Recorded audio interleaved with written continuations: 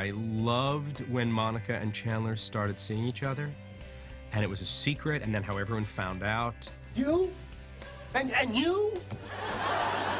Yes, but you cannot tell anyone. No one knows. How? When?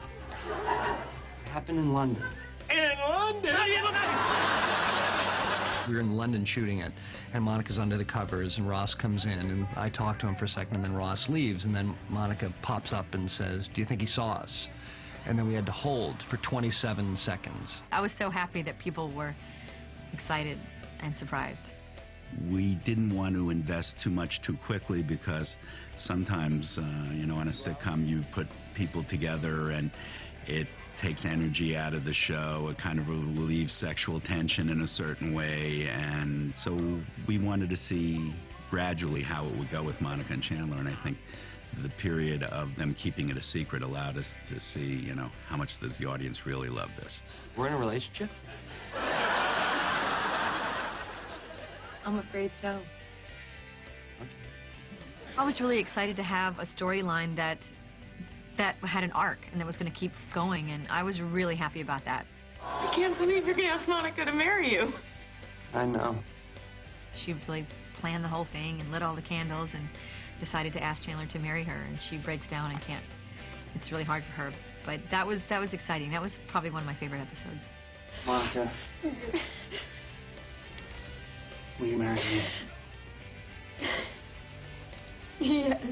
The show isn't afraid of going for emotional moments, and that sure was a big one. You know, we both started crying, and you know, a big moment was happening for the show. It was fun. It was really nice to go through that whole process with Matthew.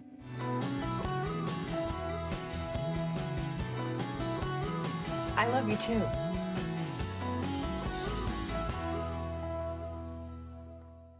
I don't know the actual names of the chords, but I made up names for the way my hand looks while I'm doing them. I didn't like the guitar. I wasn't getting it, and so I think I even asked, what if she plays the bongos? Smelly cat, what are they feeding you? In the beginning, we actually had a guitar teacher come in, and it actually, by making her better, it made the comedy not so good. So Lisa was really hurt. I said, you know what, I don't want the guitar lessons anymore. I've learned a few chords, that's enough. That's all Phoebe would know anyhow, so I'll make everything do with just these chords. And she did for 10 years. Whenever I get married, guess who won't be asked to sing? Somebody named Geller and somebody else named Bing! I loved when Phoebe was pregnant, and that whole arc. Frank Jr. and Alice got married. Oh my God! Yeah, and they're gonna have a baby. and they want me to grow it for them in my uterus. It was really nice of, you know, Marta and David. They said, look, we hate those shows where, you know, the actor is pregnant and then everyone's pretending they're not. And, you know, you're going to be like 7 months pregnant by the time we're done. So it's going to be hard to hide. We've come up with a storyline, and yeah, it was a great storyline. My sister's gonna have my baby! And I also was thinking, oh great, so I don't have to hide it, and that's so good. It's so good. But by the time they got to the storyline, I was starting to show, so I actually had to hide it. And then she was like, you know, having triplets, so when Phoebe was showing, I wasn't showing enough, so I still had to wear padding and stuff. I think there was one show where it was just me and my pregnantness. You look even more beautiful than you did yesterday. Oof. In fact, I'm going to kiss you now. Oh, wait. Yeah, I can't get away with stuff like that. It sounded sexy in my head, so I... Hank is hilarious, and he can do anything. He can just do anything. And I loved you know, the David Phoebe relationship. I liked it a lot. What are you doing here? I have a question I need to ask you. I have a question I was kind of going to ask her myself. It's also just too exciting that it's Mike for Phoebe, and Paul Rudd, he's funny. He's really funny, and he's such a good actor. This is the guy for Phoebe, which is nice because he's normal and cute. That's good too. I'm standing here today knowing that I have everything I'm ever going to need. It makes me happy that Phoebe's really wrapping up in such a nice, normal way, finally. You know, for the first time in her life, she's kind of normal. So I like that.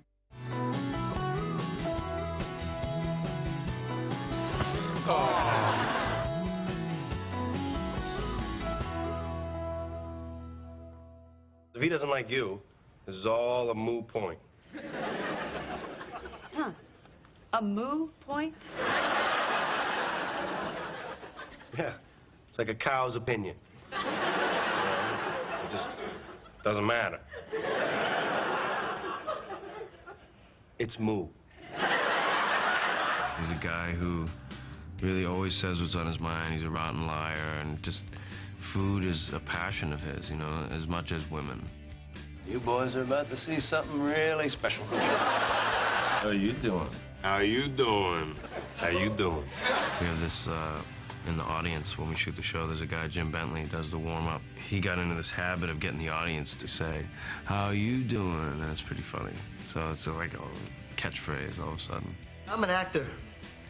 Wow. Career-wise, I think it's always best if he just is unsuccessful because he's the underdog, you know, and you can root for him. I love that he was on the soap opera in a coma for like a year, had no lines, just lay there, go to work and lay there every day. That was pretty funny. Cut. Down back, baby! Joey and Rachel, which was such an effort and so difficult to accomplish, was so gratifying. The Joey and Rachel storyline was something that scared the actors very much. Everyone knows that Ross and Rachel are supposed to be together, and we spent 10 years keeping them apart. But to see her with one of the regulars, they don't belong together, that's not right. But I remember we were talking about David Crane, and he said, but it's like playing with fire, and it's exciting to write. And I thought, well, it's great. It's always been you, Rach. I'm pregnant. I love you. I have a very special spot in my heart for Ross and Rachel. I do love you. Oh, I love you too, and I am never letting you go again. Okay, because this is where I want to be. Ross used to have a crush on Rachel. We didn't know that was going to be the central romance of the series. And it was just chemistry. It was just seeing the two of them work together, and just something magical happened. You know, you probably didn't know this, but back in high school, I had a major crush on you. I know. You did? Oh, okay. It's a testament to the writers to be able to find, hopefully, grounded and organic ways to keep that relationship between Ross and Rachel evolving. You always feel a sense of history between these two and a sense of destiny,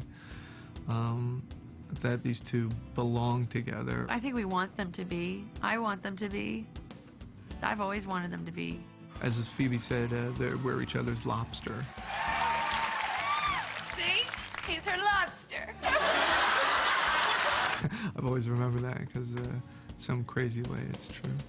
We gave David something physical to do, and he said, no, you got to give me more of that. There was this bit with an umbrella. And you remember my brother Ross? Sure. Hey.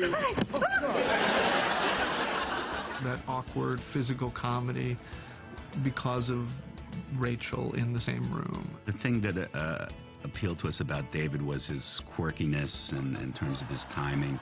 I used to say this word, hi. Hi.